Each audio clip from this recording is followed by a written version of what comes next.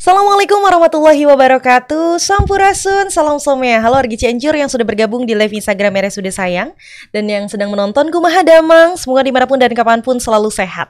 Senang sekali rasanya saya Grisela Dita bisa kembali hadir di Ngobras alias Ngobrol Asik. Dan hari ini dalam rangka memperingati Hari Asma Sedunia 2025, Grisel akan ngobrol bersama dokter spesialis paru yang sudah ada di depan Grisel hari ini. Ada Dr. Haji Usep Suhendra SPP FIS, FISR, sorry dok. Beliau adalah dokter spesialis paru di RSUD Sayang, Kabupaten Cianjur.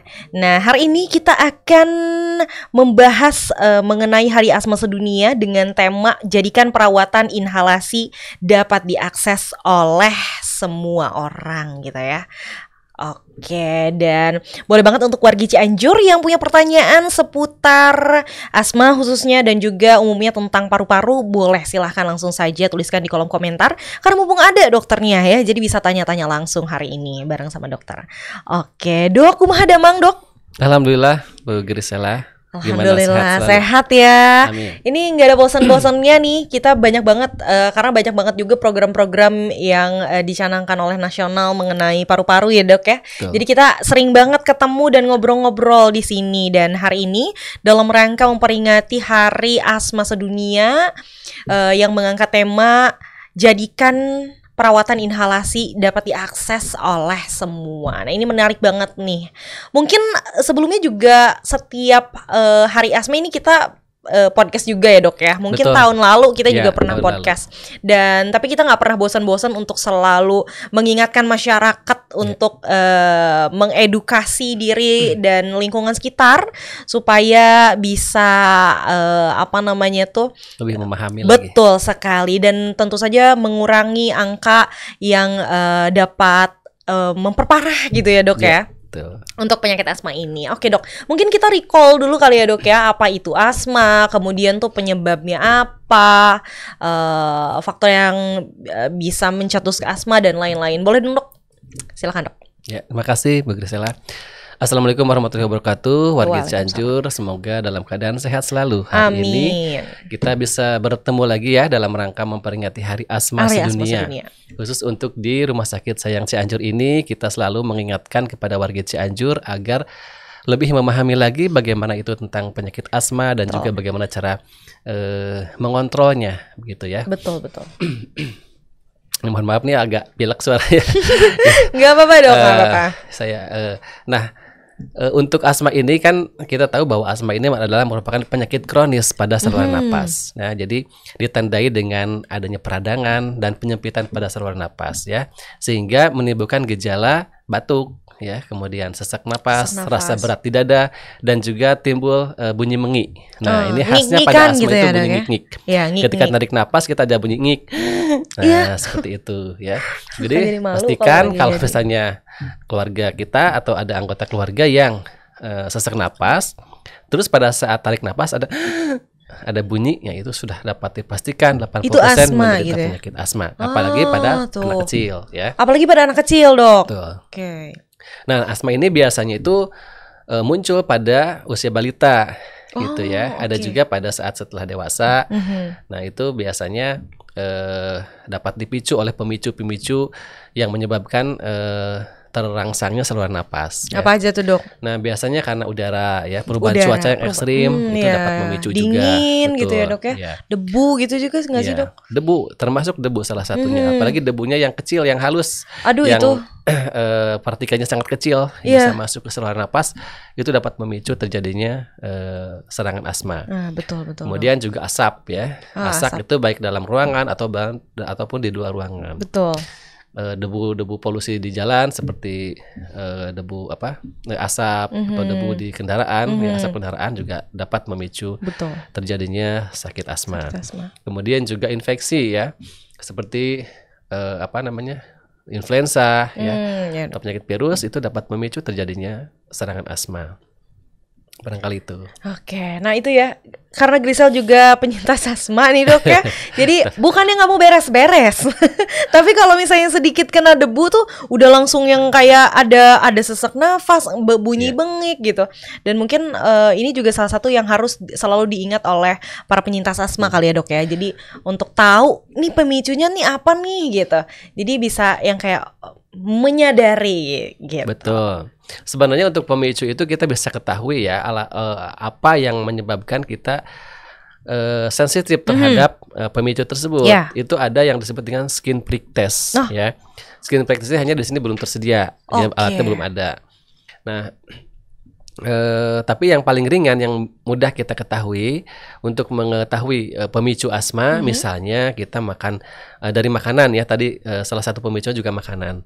Misalnya kita makan makanan yang mengandung protein tinggi seperti makan udang misalnya. Makan udang itu kadang-kadang jadi serak nih saluran napasnya, jadi batuk, jadi banyak lendir, akhirnya timbul sesak. Nah itu salah satu pemicunya. Nah otomatis dengan diketahuinya seperti itu, maka mungkin kita tidak boleh makan udang lagi seperti itu. Gitu. Jadi harus tahu lah ya dok ya. Jadi setiap orang berbeda-beda. Setiap orang beda-beda ya dok pemicunya. Ya. Nggak sama gitu yang tidak sama. Bahkan mungkin juga kotoran badan sendiri itu bisa jadi pemicu terjadinya serangan asma. Oh gitu bisa dok. Betul. Baru tahu ternyata kondisi orang beda-beda ya Wargi Cianjur, dan tentunya balik lagi tadi untuk para penyintas yang harus tahu nih pemicunya tuh apa gitu. Termasuk mungkin kosmetik ya, terus seperti parfum ya. Parfum lagi juga dapat menjadi pemicu untuk terjadi serangan asma. Karena itu bisa diperhatikan nih, kira-kira apa nih yang menyebabkan saya jadi nggak enak saluran napas, banyak lendir, jadi batuk. Nah itu harus diperhatikan, dan itu mungkin harus dihindari supaya tidak terjadi serangan asma. Termasuk di rumah seperti binatang-binatang piaraan ya, seperti kucing misalkan gitu ya, itu juga dapat menjadi pemicu terjadinya asma. Bulu gitu yang banyak gitu yang bisa mempengaruhi juga itu. Oke. Berarti tadi sering terjadi usia anak-anak dok. Apakah dewasa juga, maksudnya kayak kan dari anak kecil nih dia udah asma. Kemudian apakah seterusnya akan asma, atau misalnya nanti dia tiba-tiba ketika sudah dewasa punya penyakit asma gitu? Ya, memang asma ini kan penyakit yang terkait genetik ya. Jadi artinya genetika diturunkan dok. Biasanya kalau bapak ibunya ada asma atau nenek kakeknya ada asma, kemungkinan besar anaknya juga menderita asma. Hanya apakah muncul atau tidak gejalanya itu tergantung setiap orang. Ada yang dapat, ada yang enggak. Munculnya itu ada pada saat usia balita, atau muncul pada saat usia pertengahan ya, atau remaja ya, atau juga bisa muncul pada saat usia dewasa malah gitu. Udah dewasa. Atau udah lanjut? Udah lanjut juga bisa muncul bisa jadi dengan gitu ya, penyakit-penyakit yang lain yang ada pemicunya gitu ya. Betul. Oke. Jadi nggak hanya hanya anak kecil aja yang udah dari kecil dia karena genetik, misalnya ibu bapaknya punya asma, dia pasti asma gitu. Tapi ternyata mungkin kejadiannya setelah dia sudah dewasa malah baru terdeteksi. Nah, ini juga mungkin pentingnya untuk mendeteksi sedini mungkin ya dok ya. Dan pentingnya diagnosis juga sejak dini. Kalau mungkin bisa disarankan untuk mama papahnya yang punya penyakit asma gitu, ya mungkin nanti ketika punya anak harusnya diperiksakan dulu. Diperiksa. Iya. Pemeriksaannya kayak gimana tuh dok? Ya pemeriksaan seperti biasa ya. Kadang-kadang anak tidak timbul gejala, tidak terlihat sesak napas, tapi pada saat diperiksa ada ngik-ngiknya di dalam. Oh justru itu. Iya, nah itu mungkin itu nggak bisa terdengar secara tuh telinga telanjang gitu ya dok. Itu mungkin bisa menggunakan alat kali ya dok ya. Oke, dan sudah bisa dilakukan tes di RSUD Sayang ya dok? Bisa tuh ya. Jadi Wargi Cianjur, mangga silahkan. Karena yang terbaik adalah daripada mengobati ini mencegah gitu ya. Jadi kalau misalnya kita udah tahu kan, ini ternyata kita punya penyakit asma dan kita udah tahu pemicunya apa, jadi kita bisa menghindari itu. Karena jujur ya, balik lagi sebagai penyintas asma dari kecil gitu, itu tuh memang sangat amat mengganggu sekali gitu. Kalau misalnya udah lagi kambuh ya dok ya, apalagi kena dingin, kemudian juga kena debu dan lain-lain, itu tuh cukup mengganggu aktivitas. Nah, aku juga mau bertanya nih, bagaimana asma ini sendiri tuh mempengaruhi kualitas hidup seseorang dok? Ya, jadi betul sekali bahwa penyintas penyakit asma ini dengan diketahuinya penyakit asma secara dini mungkin, ya sedini mungkin, kemudian bagaimana menata laksananya, justru itu agar kualitas hidupnya tetap baik, ya, jangan sampai terganggu aktivitasnya karena sakit asma. Nah, betul dong. Oleh karena itu maka sesuai dengan tema yang tadi, Betul. maka obat-obat yang saat ini dipakai adalah obat-obat inhalasi. Jadi obat-obat inhalasi ini kalau tidak kalau tidak disiplin pemakaiannya, maka kemungkinan serangan asma itu akan timbul lebih sering. Apabila serangan asma timbul lebih sering, otomatis akan mengganggu aktivitas hidupnya, dan tentu ini sudah mempengaruhi kualitas hidupnya. Kenapa? Karena mungkin dengan serangan asma ini orang tersebut bisa menjadi produktivitasnya berkurang, kemudian tingkat kepercayaan dirinya juga menurun, sehingga mempengaruhi apapun dalam kehidupannya. Oleh karena itu, maka kedisiplinan dalam menggunakan obat inhalasi atau obat semprot itu harus sesuai dengan anjuran yang dianjurkan oleh dokter agar asmanya tetap terkontrol. Gitu. Itu dia. Jadi inhalasi itu adalah obat-obatan yang disemprot, yang dihisap gitu, Dok? Betul. Obat-obatan apa aja sih, Dok? Itu yang inhalasi itu boleh dijelasin dulu mungkin? Obat-obat yang disemprotkan ataupun dihisap, ya, ataupun dihirup. Nah, ada 3 macam. Yang disemprotkan itu disemprotkan ke mulut, kalau dihisap sampai masuk ke paru. Kemudian juga yang dihisap sama lewat mulut juga, dan ada obat yang dihirup. Kalau yang dihirup itu lewat hidung, ya, lewat hidung, jadi hisap. Nah, itu obat-obat itu mengandung obat pengontrol dan pelega untuk penyakit asma. Gitu.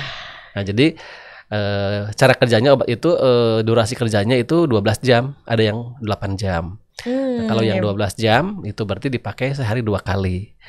Itu harus rutin walaupun sudah tidak ada gejala sesak, karena itu merupakan suatu pengontrol untuk terjadinya serangan asma, supaya tidak terjadi serangan asma gitu.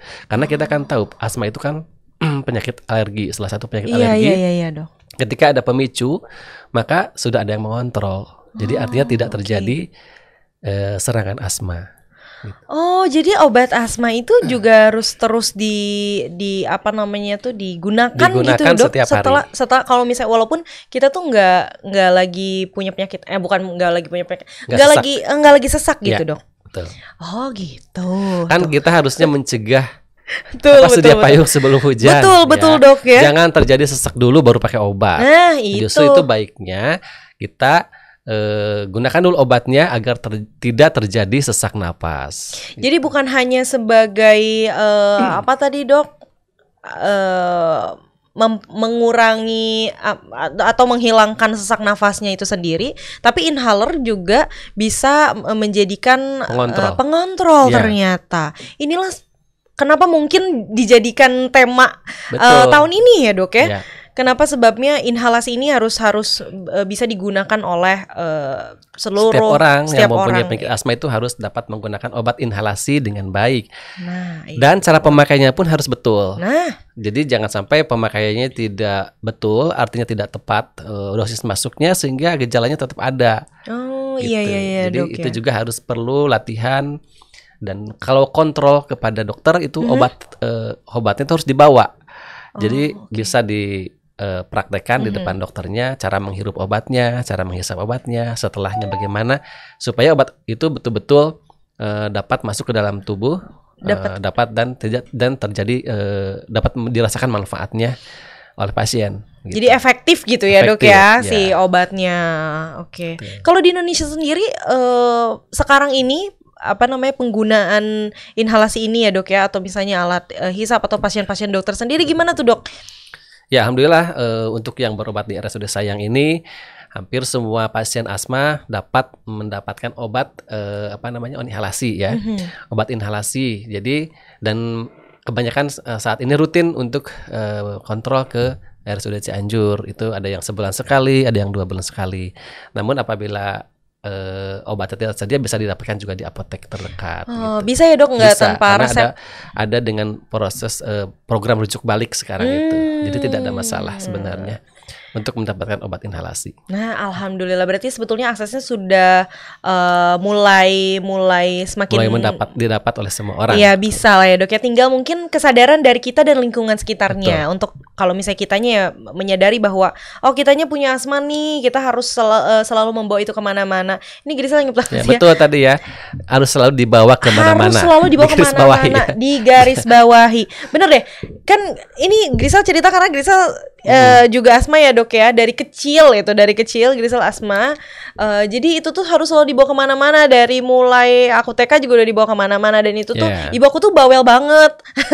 Bawa ini obatnya, kamu kalau misalnya asmanya kambuh gimana gitu. Terus aku yang kayak, nah itu dia, dulu aku tuh bete banget Dok, bete banget dengan harus bawa inhaler kemana-mana. Selain aneh, maksudnya dulu tuh mikirnya tuh ini aneh banget ya gitu, aku harus bawa itu kemana-mana, takutnya tuh disangka penyakit yang wah banget gitu. Nah ini tuh gimana sih Dok caranya supaya kita tuh gak malu? Mungkin sebagian juga para penyintas atau teman-teman di luar sana gitu yang masih malu menggunakan inhaler nih Dok. Iya, sebenarnya jangan malu ya, kita justru kita harus bersyukur, alhamdulillah. Yang malu itu kalau terjadi sesak pada saat kita lagi bergaul. Coba bayangin. Malu kan kalau lagi jalan kemana, misalkan tiba-tiba sesak.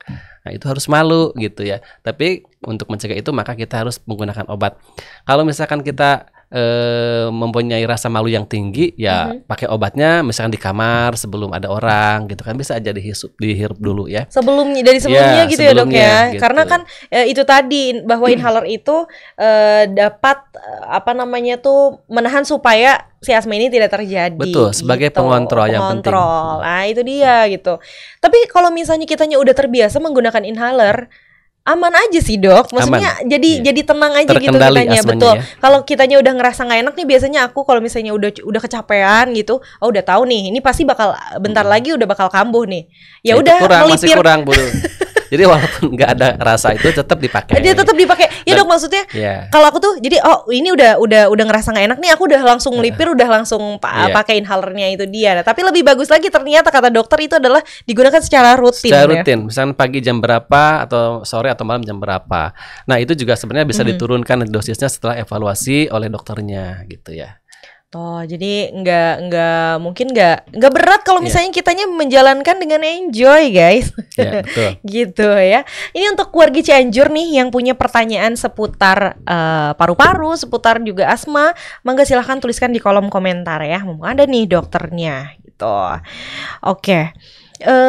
Dok, aku mau nanya, gimana caranya dokter mengedukasi masyarakat gitu ya terkait bahwa kita tuh harus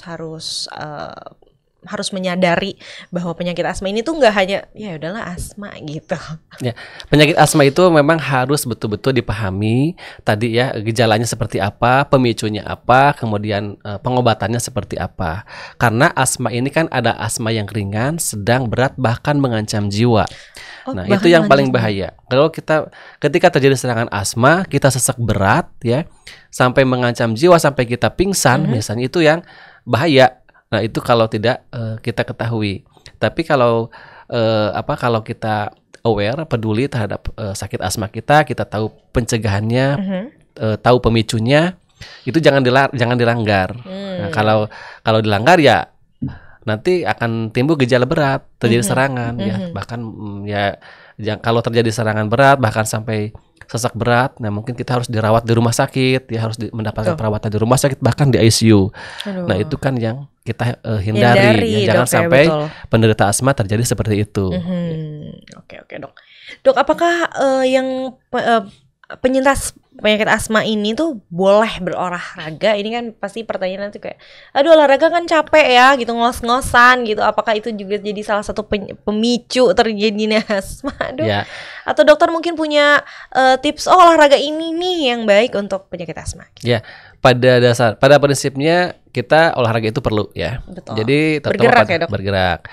Nah, pada penderita asma itu dipastikan asmanya terkontrol dengan baik ya. Kemudian ada juga yang terkontrol sebagian, bahkan ada yang tidak terkontrol. Kalau yang tidak terkontrol tidak disarankan untuk berolahraga dulu. Pastikan dulu asmanya terkontrol dulu ya. Nah, kalau sudah terkontrol, olahraga yang disarankan itu olahraga yang ringan sampai sedang saja. Tidak usah olahraga yang berat ya. Olahraga berat seperti futsal gitu nggak dianjurkan. Tapi kalau yang ringan sedang itu misalnya kada bersepeda, terus berenang ya, jogging kecil atau lari kecil itu boleh. Itu berenang tuh bagus banget ya dok katanya. Bagus untuk asma ya. Karena sebagai replacement terapi juga untuk penderita asma. Itu terapinya gitu tuh dulu. Disuruh berenang walaupun capek dan dingin ya, tapi ternyata itu tuh sangat ngaruh sekali. Ada ngaruh yang signifikan lumayan dok di aku waktu itu. Tuh. Oke, tapi sebelum aku bacain pertanyaan-pertanyaannya dok, ada beberapa hal-hal yang mitos dan fakta yang masih beredar di masyarakat luas ini ya dok ya, tentang penyakit asma ini apakah menular? Menular atau tidak sih dok? Penyakit asma tidak menular. Tidak menular ya. Oke, jadi tadi dokter juga udah sempat mention bahwa penyakit asma ini adalah genetik yang diturunkan. Terkait dengan keturunan. Gitu. Dan setiap orang beda-beda tergantung faktor alerginya, pencetusnya atau pemicunya. Begitu. Terus juga kalau gejalanya hilang, berarti sudah sembuh totalkah dok? Ya, asma itu tidak bisa disembuhkan, tetapi dapat dikendalikan. Tuh. Jadi ya bagaimana kita bisa manage itu semua ya dok ya. Ya, seperti yang tadi jelaskan. Betul. Menggunakan obat yang rutin, yang sesuai dengan anjuran dokter gitu ya. Dan menggunakan obat inhalasi yang baik dan benar. Gitu. Agar asmanya terkontrol. Apakah kalau misalnya terus-menerus menggunakan inhaler itu jadi ketergantungan dok? Ini bukan obat masalah ketergantungan atau tidak, ya, karena ini bukan narkotik, tetapi adalah suatu kebutuhan. Nah, itu dia. Jadi nggak perlu khawatir ya kalau misalnya kita emang harus bergantung sama itu mungkin ya dok ya. Tapi butuh karena kita perlu juga untuk mengontrol itu, betul sekali gitu. Oke. Mungkin aku akan membacakan satu persatu pertanyaan yang masuk. Sudah adakah pertanyaannya? Dimulai dari yang mana? Oke. Pertanyaan pertama dari Now Pikic, dok, lucu banget, you name-nya ya. Oke, dok, kalau punya asma boleh tidak untuk dicabut gigi? Ya, tadi kalau dicabut gigi itu biasanya tadi ya asmanya apakah sudah terkontrol dengan baik atau belum, ya kan? Kalau belum, ya dipastikan terkontrol dulu. Artinya tidak ada serangan dulu ya, dalam 1 bulan tidak ada serangan sesak asma. Tapi ini tergantung bagaimana dulu yang lebih emergensi ya. Kalau memang sakit giginya sakit banget ya, mungkin sementara dikasih obat anti sakit dulu sambil mengendalikan asmanya gitu.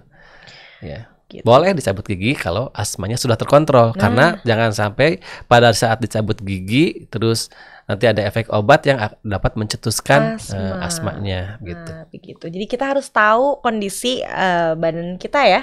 Jadi mungkin sebelum dicabut gigi mungkin bisa kontrol dulu ke dokter. Bisa. Untuk berkonsultasi gitu ya dok. Gimana dulu nih kesehatan paru-parunya gitu terutama gitu ya. Dan apalagi penyakit asmanya. Jadi bisa dikontrol tadi kata dokter. Kalau misalnya, tapi jangan self diagnosis ya dok. Kalau ini rasanya aman-aman aja deh. Ternyata biasanya kan yang aman itu kadang juga nggak aman gitu. Kadang-kadang mungkin yang tadi bunyi mengiknya nggak kedengaran, tapi saat diperiksa sama dokter ternyata bunyi mengiknya ada di dalam. Ada gitu. Nah itu kan hal-hal yang kayak gitu tuh yang nggak bisa mungkin sama kita dijangkau, tapi sama dokter spesialis tentunya bisa gitu ya. Oke, ada lagi dari Bapak Taufik.vq 23. Dok, tips paru sehat, nafas panjang biar kuat buat lari maraton. Latihannya gimana gitu. Ngomong-ngomong soal lari maraton, apakah asma juga boleh lari maraton, dok? Asma kalau maraton itu kan larinya stabil ya. Iya. Kalau asmanya terkontrol dengan baik dalam beberapa bulan bisa saja. Nah, dengan catatan menggunakan obat inhalasi sebelumnya. Terus tipsnya mungkin untuk menjaga paru sehat, yang pertama ya menghindari segala jenis asap. Jenis asap. Kalau asap mobil bisa dihindari. Asap dapur bisa dihindari. Kemudian asap rokok harusnya dapat juga dihindari, bisa dihindari kalau perokoknya pasif. Tapi kalau perokok aktif nggak bisa. Ya gimana?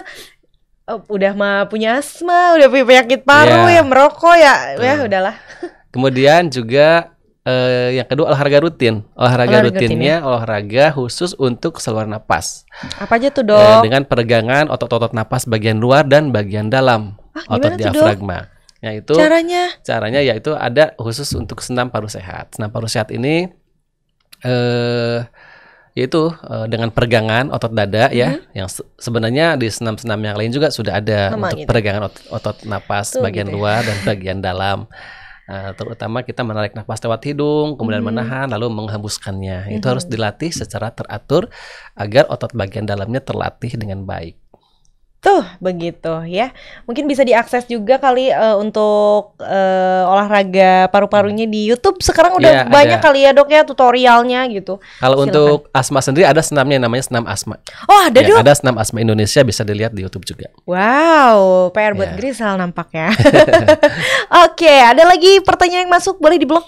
Yang mana? Oke, masih dari Taufik.Fikio23. Dok, tips terhindar dari bahaya perokok pasif. Apakah benar vape lebih bahaya untuk paru-paru daripada rokok? Sebenarnya dua-duanya bahaya kalau dibandingkan. Gimana, Dok? Ya, memang untuk menghindari perokok pasif itu kalau kita nggak pergi, orang lain yang nggak pergi. Gitu. Kalau ada yang merokok, Ya, kita bisa menghindari itu, kita ya. bisa menghindari, atau yang merokoknya yang suruh pergi, jangan merokok di ruangan terutama ya. Tapi kalau di luar kadang-kadang udaranya masuk ke dalam juga. Juga. Iya, tapi kan asap rokok itu menempel ya, Dok, ya, Menempel, di Ke badan baju. gitu, iya. Kemudian juga vape dan rokok biasa itu sama-sama berbahaya. Sama-sama berbahaya, Ya, Dok. Udah nggak ada lagi, pokoknya berbahaya. Tidak ada bandingannya. Nggak ada bandingannya, itu Dan bahaya dibandingkan- udah. Mungkin kalau vape lebih wangi aja. Ya, karena banyak variannya. Gitu. Jadi nggak ada yang lebih bagus atau misalnya lebih dibandingkannya, nggak ada ya. Oke, ada lagi pertanyaan yang masuk dari Tusu 1901. Punten, Dok, kalau memungkinkan asma dan PPOK dapat diderita secara bersamaan oleh seorang pasien, melihat gejalanya hampir sama. Betul.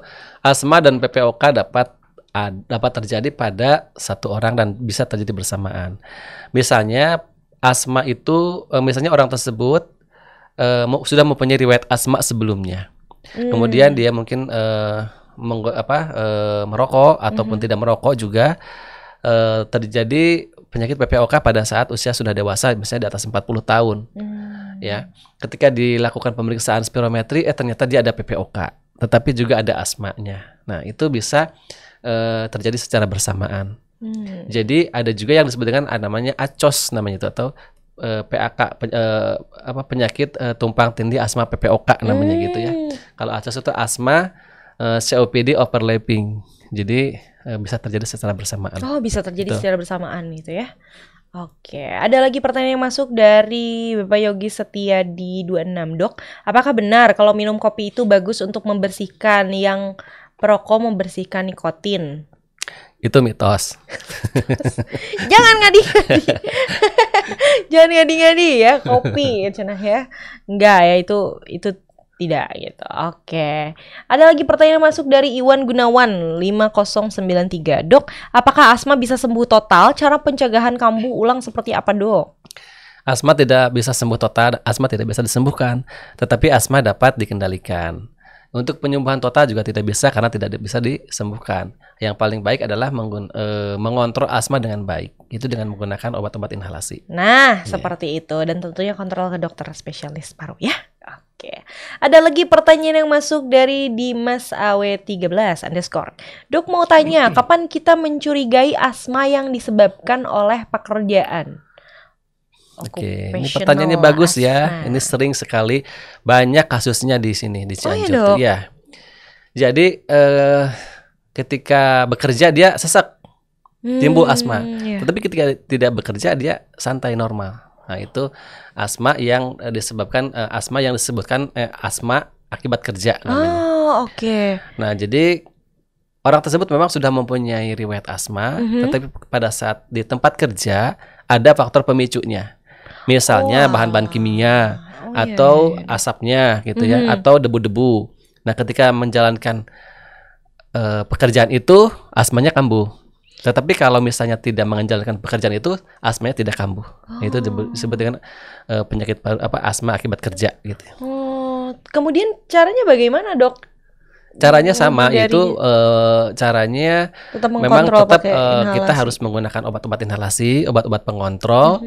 Tetapi kalau misalnya tidak bisa dikendalikan, otomatis kita harus menghindari faktor pencetusnya itu.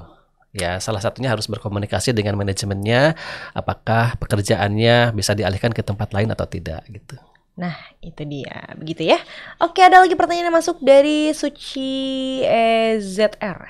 Izin bertanya, Dok, jika usia anak 9 tahun dan mengidap asma dengan pemicu hawa dingin, bolehkah dibiasakan untuk camping di tempat-tempat dingin dengan harapan mudah-mudahan kedepannya bisa kuat di cuaca dingin? Iya, betul sekali, kan di Cianjur dingin, kadang panas, kadang dingin ya. Yeah. Emang ya itu harus yang namanya asma itu ada yang namanya replacement terapi. Kadang-kadang tadi faktor pemicunya adalah udara dingin yang ekstrim. Kalau udara dingin kita nggak bisa menghindari ya. Selain menggunakan mungkin baju-baju hangat.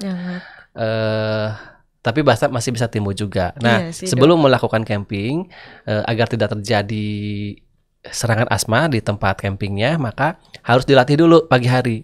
Pagi hari pada saat udara dingin, pagi dilakukan mungkin olahraga, senam atau jalannya, agar terbiasa dulu dengan sama cuaca kondisinya. dinginnya ya, Dok ya. Gitu. Setelah beberapa lama tidak terjadi serangan, maka bisa diikutkan camping dengan catatan ada pemantauan ke panitianya atau ke gurunya, misalnya kalau harus sekolah. Harus jujur tuh kalau di sekolah. Harus disampaikan. Betul. Iya, punya penyakit asma, jangan malu. Karena aku juga waktu itu siapa yang tiap camping asma? Saya. Karena nggak bisa dan dingin dan pasti selalu asma. Jadinya kita biar bisa panitianya juga biar bisa biar jadi diwaspadai. Nah, betul Dan, Dok.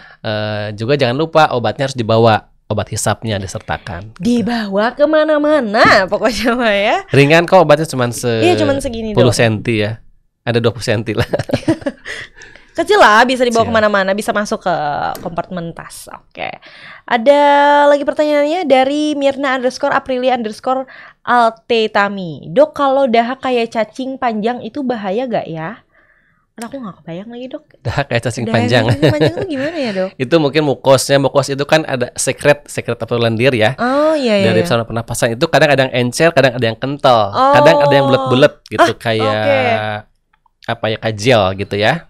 Nah, itu memang itu salah satu produk dari epitel ya atau mukosa saluran napas yang bisa keluar pada saat dibatukan misalnya gitu ya. Nah, itu tidak berbahaya kalau tidak ada infeksi, tidak ada kumannya. Tapi berbahaya kalau ada kumannya, makanya harus diperiksakan dulu. Ya. Silahkan datang ke RSUD Sayang ya. Dokter praktek setiap hari. Saya setiap hari Sabtu. Sabtu, silahkan ya ke dokter. Oke, ini nampaknya satu pertanyaan terakhir ya, atau masih ada? Oke, satu pertanyaan terakhir ya. Oke, ada masih dari Dimas AW13 _. Dok mau nanya satu lagi, Dok. Bagaimana pendekatan terapi untuk pasien asma tidak terkontrol meski sudah pakai ICS laba? Ya. ICS laba. Ya, kita harus evaluasi dulu kenapa asma ini tidak terkontrol ya. Dia evaluasi gejalanya, pemakaian obatnya, dan pasiennya sendiri. Nah, jadi ada 3 macam itu, assessment, review, dan reuse gitu ya.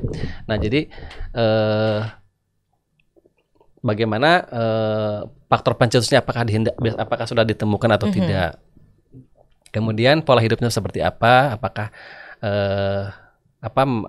merokok atau tidak, atau ada yang merokok atau tidak, atau masih terpajan asap-asap rokok atau asap-asap pemicu yang lainnya. Kemudian yang berikutnya adalah penggunaan obatnya, apakah penggunaan obatnya sudah benar atau belum gitu ya. Kemudian kita asesmen ulang gitu ya. Kemudian apakah ada faktor-faktor komorbid yang lainnya ya, seperti ada penyakit lain yang dapat menjadi pencetus, misalnya TBC atau penyakit yang lain, penyakit paru yang lainnya, sehingga asmanya kenapa belum terkontrol seperti itu. Dan ini perlu pemantauan atau pengawasan dalam setiap minggunya untuk kemajuannya gitu. Itu dia. Seperti itu ya wargi Cianjur. Dok, sebelum kita closing nih dok ya, adakah pesan yang mau dokter sampaikan dalam rangka Hari Asma Sedunia 2025 ini? Silahkan dok. Ya, terima kasih untuk warga Cianjur yang saat ini sedang menyaksikan podcast kita nih dalam rangka Hari Asma Sedunia. Sesuai tema kita bahwa perawatan dengan obat inhalasi ini yang bisa diakses oleh semua orang itu kita sudah bisa didapatkan di RSUD Cianjur ini. Jadi pasien-pasien ataupun keluarga yang kebetulan menggunakan obat tersebut, jangan sungkan-sungkan untuk menggunakan obat tersebut dan jangan lupa untuk dibawa kalau kemana-mana agar asmanya ini dapat terkontrol. Kemudian kalau obatnya sudah mau habis, segera lakukan kontrol ke dokter supaya tidak terjadi kekambuhan pada asmanya.